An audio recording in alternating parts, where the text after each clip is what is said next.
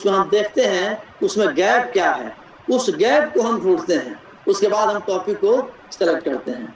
Next, बहुत सारे definitions हैं। मैं समझता हूं कि कोई जरूरी नहीं है कि वैज्ञानिक ही इसको डिफाइन कर सकता है, कोई बड़ा स्कॉलर डिफाइन कर सकता है। एक गांव का किसान भी अपने आप में एक रिसर्चर्स है। आज हम लोग देख रहे हैं कि छत्तीसगढ़ में किसी भी फार्म हाउस में आप जाएंगे तो जो लोग खेती कर रहे हैं आजकल नए नए तरीके से खेती करते हैं। वह ना कोई बीएससी एग्रीकल्चर किया है, वह ना एग्रीकल्चर में पीएचडी है, लेकिन उसकी जो टेक्नोलॉजी है वह बहुत ही क्या है, अप टू मार्क है। यानी कि अगर हम सोचते सोचते काम करते हैं तो उसमें हमको हमारी एफिशिएंसी बढ़ जाती है। तो ऐसे कुछ डेफिनेशंस, जैसे मान लीजिए ये नटसेल में डेफिनेशंस है, स्लाइड को शेयर कर सकते हैं बाद में, कि रिसर्च जो हमारा है वह ओरिजिनल कंट्रीब्यूशन होता है। किसी ने कहा कि सिस्टमेटिक कलेक्शन है, किसी ने कहा कि सर्च फॉर नॉलेज है, किसी ने कहा कि साइंटिफिक एंड सिस्टमेटिक रिसर्च है, किसी ने कहा कि पार्ट ऑफ एकेडमिक एक्टिविटी है, किसी ने कहा कि मैनिपुलेशन ऑफ थिंग्स कॉन्सेप्ट्स और सिंबल्स, किसी ने कहा कि ये बहुत स्कॉलरली वर्क है।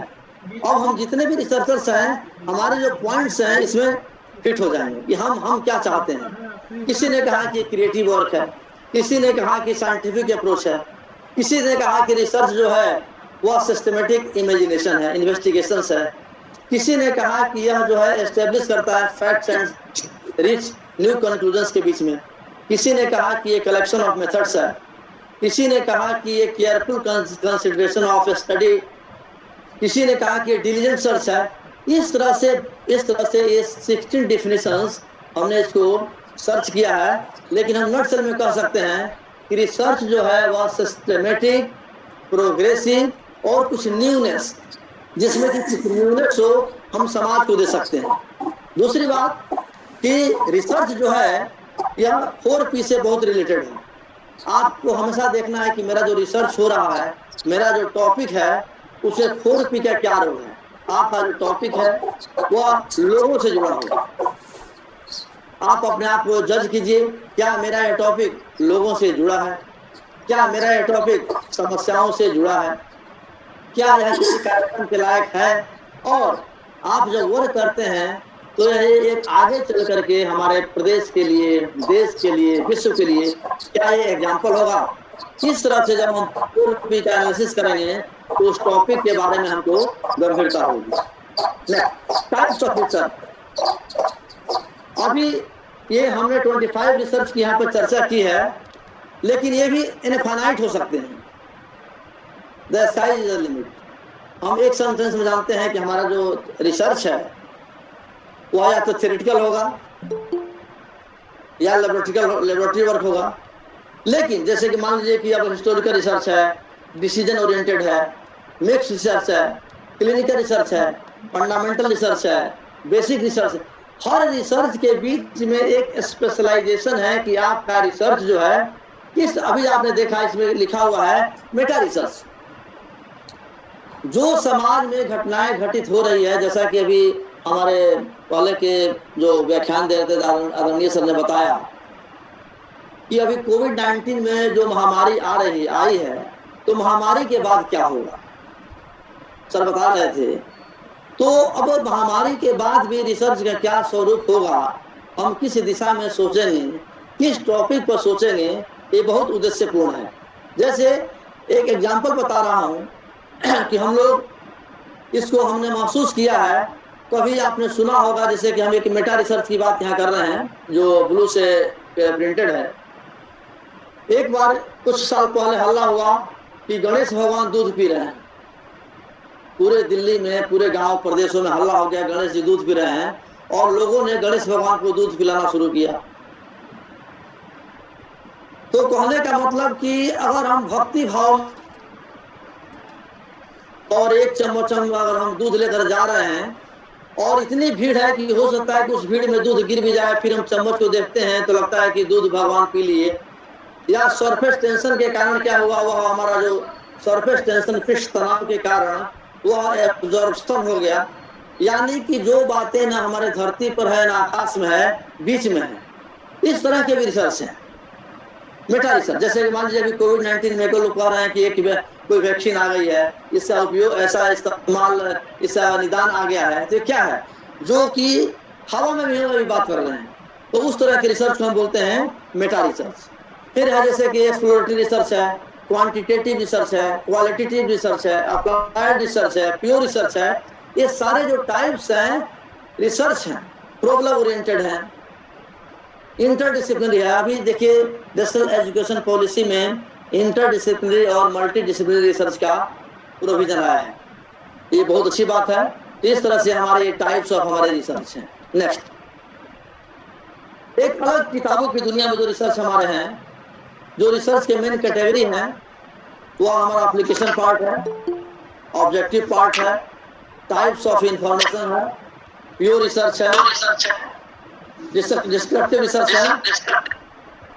इको क्रिएट हो रहा है, म्यूट कर जो लोग अपने म्यूट कर देंगे, इको क्रिएट हो रहा है। डिस्क्रिप्टिव रिसर्च है, क्वांटिटेटिव रिसर्च है, अप्लाइड रिसर्च है, कोरिलेशनल रिसर्च है। कोई भी डाटा हम कलेक्ट करते हैं तो उसका बिना कोरिलेशन निकाले हम उसको फाइंडिंग नहीं लिख सकते हैं, और क्वालिटेटिव रिसर्च है। इसके बाद बहुत इंपॉर्टेंट है रिसर्च मेथोडोलॉजी में कि हम रिसर्च को कैसे प्लान करते हैं। अभी हम लोग चर्चा किए कि डिफिनेशंस क्या है, उसके टाइप्स क्या हैं, लेकिन रिसर्च के जो प्रॉब्लम्स हैं हम जब सेलेक्ट करते हैं, हम रिव्यू ऑफ लिटरेचर को जो हम पढ़ते हैं उसमें से हम गैप को देखते हैं, तो रिसर्च को सबसे पहले हम प्लान करते हैं। रिसर्च को प्लान करने के बाद हम रिसर्च को क्या करते हैं, डिजाइन करते हैं। जैसे आपने देखा होगा कि आप रोड से क्रॉस करते हैं तो ब्रिज बनता है, तो एक इंजीनियर पहले उसका लेआउट तैयार करता है, उसका प्लान करता है, फिर उसको लेबर सब उसको इंजीनियर्स मिलकर उसको डिजाइन करते हैं, फिर उसके बाद से उस पर काम शुरू होता है। ऐसा नहीं है कि काम शुरू हो गया, काम शुरू होने के पहले हम सबसे पहले उसको डिजाइन करते हैं, प्लान करते हैं, और उसमें मेथोडोलॉजी जो हमारा जो विषय जो हमारा मेथड्स है, कौन कौन से मेथड्स हमारे अप्लाई हो रहे हैं, कौन कौन से मेथड्स हमारे इस्तेमाल हो रहे हैं, ये उसमें हम इस्तेमाल करते हैं इस तरह से। और इसमें बहुत इंपॉर्टेंट जो शुरू में हमने चर्चा किया कि रूरल रिसर्च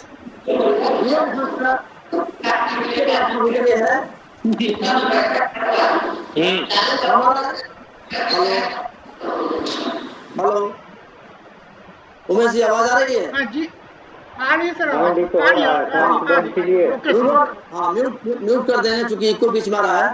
तो रूरल रिसर्च का मतलब है कि हम जहाँ पर भी रहते हैं, जैसे कि महात्मा गांधी ने, जयप्रकाश नारायण ने, विनोबा भावे ने, जितने भी हमारे संत थे, महापुरुष थे, वैज्ञानिक थे, उन्होंने कहा कि हमारे घर के आसपास जिन चीजों को हम देखते हैं वहां भी रिसर्च है। घर में रिसर्च है, हमारे किचन के बर्तनों में रिसर्च है। हर तरह के बर्तनों के साउंड अलग अलग होते हैं, हमको सिर्फ ढूंढना है, उस चिंतन करना है। तो हम जहाँ रहते हैं वहाँ इन्वायरमेंट क्या है आसपास का। अब नया ट्रेंड आता है कि कोई भी किसी के होड़ में हम नए न्यू टॉपिक्स को ले लेते हैं, ग्लोबल हम सोच लेते हैं। ग्लोबल मुझे सोचना है, लेकिन मुझे देखना है कि हम उसके कंपेटेबल हैं कि नहीं। हम जहाँ पर रहते हैं, तो आज देखिए कि मटेरियल साइंस की बात होती है, नैनो टेक्नोलॉजी की बात होती है, तो उसके लिए मुझे बड़े बड़े इंस्टीट्यूट में जाना होगा, रिसर्च सेंटर में जाना होगा। लेकिन वह जो मटेरियल्स है वो बहुत कॉस्टली है। जैसे कि हमारे आदरणीय श्रीवास्तव सर ने सॉइल के बारे में, मिट्टी जो हमारे क्या है, पूरे मैंने कह सकते हैं कि विश्व में मिट्टी क्या है, बहुत ही इजी अवेलेबल है। उस मिट्टी में हमारा जो सॉइल टेक्सचर है, हमारा फिजिकल प्रॉपर्टी है, हमारा केमिकल प्रॉपर्टी है, उसका ज्योग्राफिकल एस्पेक्ट्स है, उसको टेस्ट करके हम उसका डायरेक्टिव बिहेवियर निकालते हैं। उसमें फिजिक्स का, उसमें साइंस का हम डायरेक्टिव बिहेवियर निकालते हैं और देखते हैं कि उसका जो असर है, उसका जो प्रभाव है हमारे किसान के प्रोडक्शन पर क्या पड़ता है, मॉइस्चर कंटेंट कितना है, वर्क डेंसिटी कितनी है। इस तरह से हम इन्वायरमेंट से अगर हम जुड़े रहेंगे तो कभी भी हम भटक नहीं सकते हैं।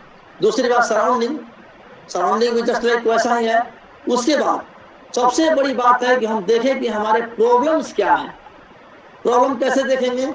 या तो हम किताबों से पढ़ेंगे, गूगल से पढ़ेंगे, नेट से पढ़ेंगे, या हम आसपास में हम जब जर्नी करते हैं, बड़े बड़े लोगों से मिलते हैं, आसपास में देखते हैं कि यहाँ पर ये समस्याएं हैं, तो उस समस्याओं को हम नोट करते हैं, सर्वे करते हैं, एनालिसिस करते हैं, इवेल्युएट करते हैं, डिस्कस करते हैं, डिस्क्राइब करते हैं, इलस्ट्रेट करते हैं, तब जाकर के उस प्रॉब्लम को हम क्या करते हैं, जस्टिफाई करते हैं, और उसके आगे हम फिर देखते हैं कि इस प्रॉब्लम को सॉल्व करने में अवेलेबिलिटी क्या क्या है।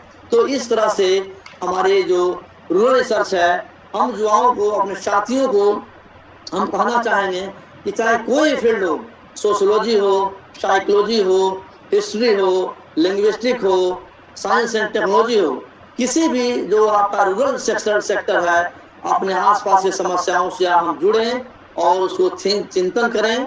और हम चाहते हैं, हमको लगता है कि हम ग्रामीण जो जुड़े हुए रहते हैं, लगता है कि रिसर्च क्या है, ऐसा कुछ नहीं है। आप जो आपकी दिनचर्या ही अपने आप में एक रिसर्च है। तो इस तरह से मैं समझता हूँ कि ये जो रिसर्च मेथोडोलॉजी है, ये जो बहुत छोटे में जो हमारे 10 स्लाइड्स बनाए गए हैं, ये काफी इंपॉर्टेंट है।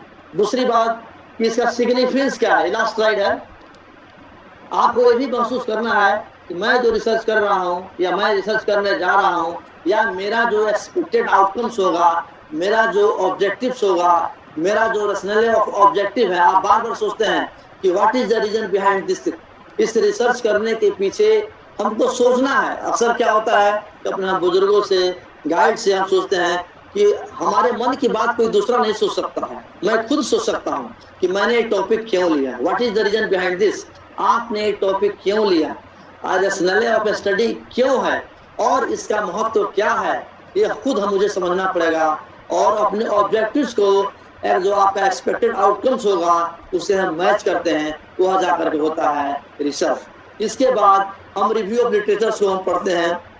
जितने भी उस टॉपिक्स पर हमारे जो लाइब्रेरी है, ये रिसर्च पेपर्स हैं, जर्नल्स हैं, बुक्स हैं, जो स्कॉलर्स हैं, उसके जो लोग जुड़े हुए हैं, उसके लिटरेचर्स को हम पढ़ते हैं और देखते हैं कि उनका क्या कंट्रीब्यूशन है, उसके बाद आगे क्या हो सकता है। और रेफरेंसेस भी जितने भी है उसको हम कोट करते हैं, जिस पेपर में जिन बातों को हम अपनी भाषा में, आजकल प्लेरिज्म की बात आ गई है, प्लेरिज्म नथिंग। आप देखेंगे कि आप जो अभी मैंने जो बोला, इसका प्लेरिज्म क्या है, 0 है, क्योंकि मैं कहीं से देख करके कॉपी नहीं किया। आपसे आप जो बोल रहे हैं वो आप कॉपी नहीं कर रहे हैं, यानी कि प्लेरिज्म क्या है, 0 है।